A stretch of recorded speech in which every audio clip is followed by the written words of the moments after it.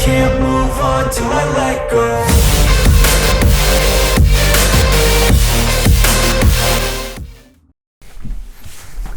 Hello everybody, today's gonna be crazy. Today it's KOM day.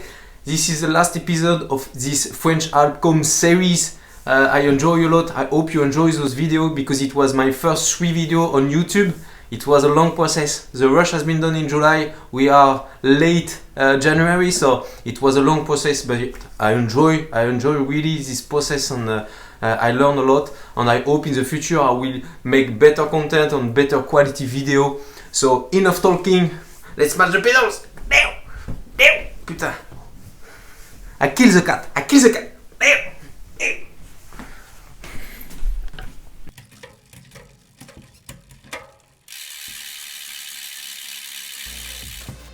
I'm heading to the call de la Ramaz. It's the first category call. It has been ridden by the Tour de France 4 times in the past. The last time was in 2016, where the KOM has been taken by Damiano Caruso in 40 minutes, almost 14 kilometers, 7% gradient average, and the top 10 is massive. You have Bardet, Losada, Nazen, Perichon as well. All are in this top 10 due to the stages of Tour de France 2016, so it was a pretty big stage. And for the women, we have Fanny Lele in 47 minutes, Loana Lecomte, which is a mountain biker, rider, pro rider, Emma Poulet as well, which is a pro rider. So massive top 10 for both women and men. This KOM, I really like it. Maybe it's not the best KOM in the French Alps, but I have some history with it because I went there for 20 years, maybe more. Yeah, for my winter vacation, I go skiing, so I know very well this KOM, but I never climbed it by bike. It was the first time, so I'm really excited. Let's talk about the profile a little bit. The easiest part is at the beginning, so I try to manage myself a little bit, to pace myself a little bit at the beginning, because yeah, I was really motivated on this climb, so it's hard to take it easy, you know. And so the first kilometers are pretty easy, and then after 7 kilometers, yeah, the steepest part is starting. So and it lasts for 4 kilometers. So from the 7th kilometers to the 10th kilometer, it's really hard. The minimum gradient is 8%, so it's pretty steep. So I was aiming to go a little bit under my FTP for the first part, and then when it's harder, I will go above this FTP. On the end is pretty easy until the last kilometer, which is pretty difficult. During all the KOM, 14 kilometers long, you have 1000 meters of elevation, so it's pretty decent. Now it's time to talk about the first lesson learned, which is the food. It's really important because during the climb it will be difficult to eat because your breath will be quicker.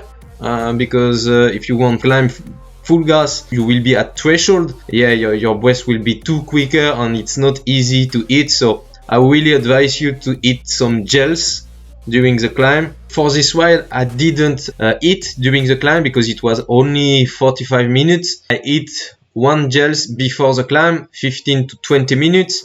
And then it's available for the beginning of the climb for the first elevation meters. I eat just before, and then during the climb I drink some pastillas. It's really convenient because you can put it on your pocket. It don't take too much place. Just have to refill the bottles with water and then put the pastillas on it. So it's really good because, you know, only water is not enough for your rides.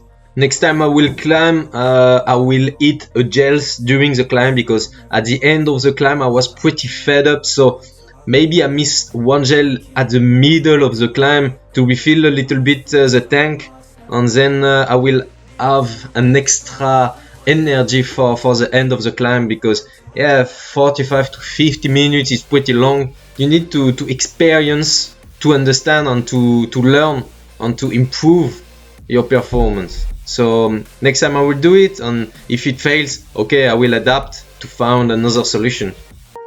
Swear I won't forget this, why do I regret this? In my mind reckless, thoughts are feeling endless. Sitting up I'm breathless, anxiety's infectious. I feel so defenseless, betrayed and embarrassed. I hate being open, I hate being broken. I feel like an ocean filled up with emotion. Anger ain't a potion, rub it on like lotion. I can feel it soaking, reopen, the scars have awoken. I can't move on till I let go. I feel so lost, never at home.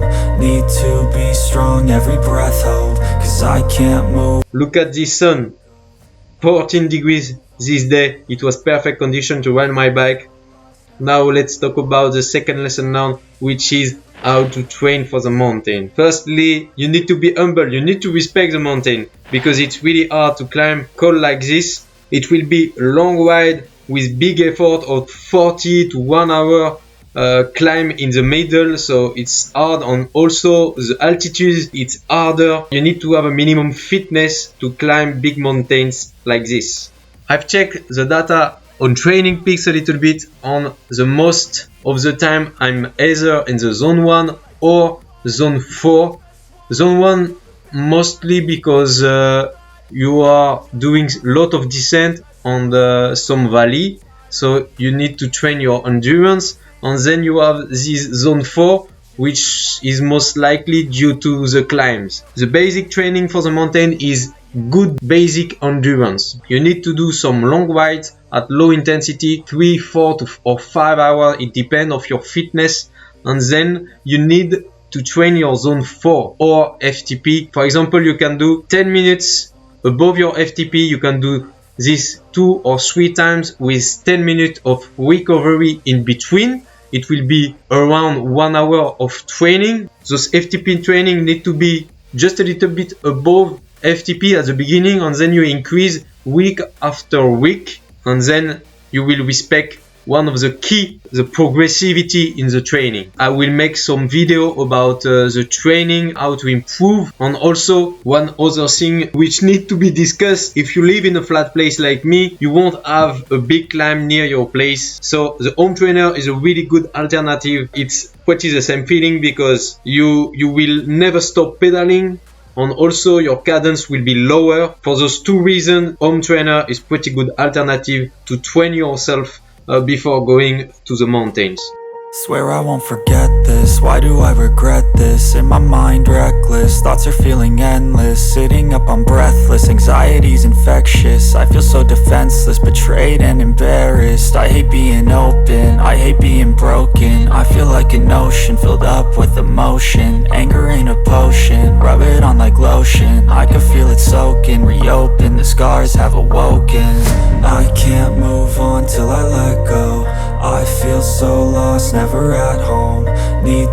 So the third lesson learned is not really a lesson learned, it's more like a question. What is a good climber? A good climber is a lightweight, because the really important thing when you climb mountains, it's watt per kilo, your balance. It's really important. In this world, we have guys like Wout van Aert, which is not really from this world, I guess, because he could won a TT, he could won a World Tour bunch sprint, and also the Mont Ventoux stage in the last Tour de France 2021. So this guy is pretty impressive. I think he's above 70 kilograms, so yeah, I guess this guy is not from this planet, but I'm talking here from the person which are from this planet. You need to be a lightweight, you need to have a good watt per kilo. The second thing is you need to have a good critical endurance, meaning that you need to be able to sustain a high pace during a long period of time.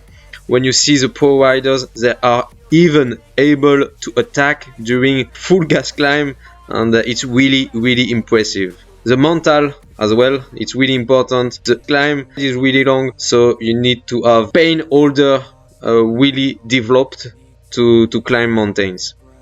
Also the altitude is really important. When you see the Colombian riders, they are still able to push big watts above 200 meters, whereas in the same time the European riders are struggling to push the same watt at a high level of altitude. You need to have a good skill in the descent as well. It can be funny when I'm saying it, but you can lost a race because of this. If you climb really fast but you are a bad descender, you will lost all your advantage, and yeah, it's a shame. One last thing is you need to train your cadence, because it's really important. I could see during this trip that the cadence is not the same as in the flat, and I could see after 3 rides that it was better and better, so you need to train this.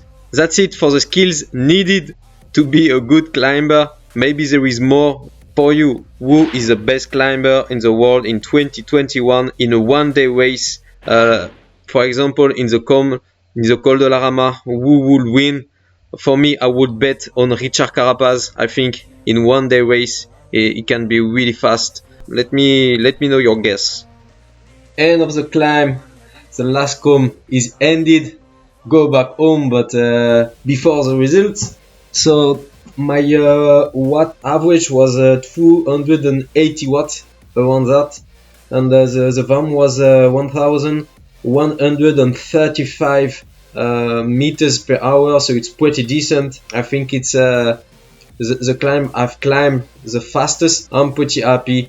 It was a good day because, as you can see, the weather is really good, so and I enjoy a lot this climb. And if you are in the French Alps, you should go there because it's a really good climb, and there is not so much of cars or trucks, so that's good. I leave you there. I hope you enjoy the video. Like and subscribe to the channel as well, and share with your teammates or your family or your friends. It will be really appreciated, and if you come until now, I really want to thank you, because this is a long video, so really thank you, and see you next time. It's gonna be crazy.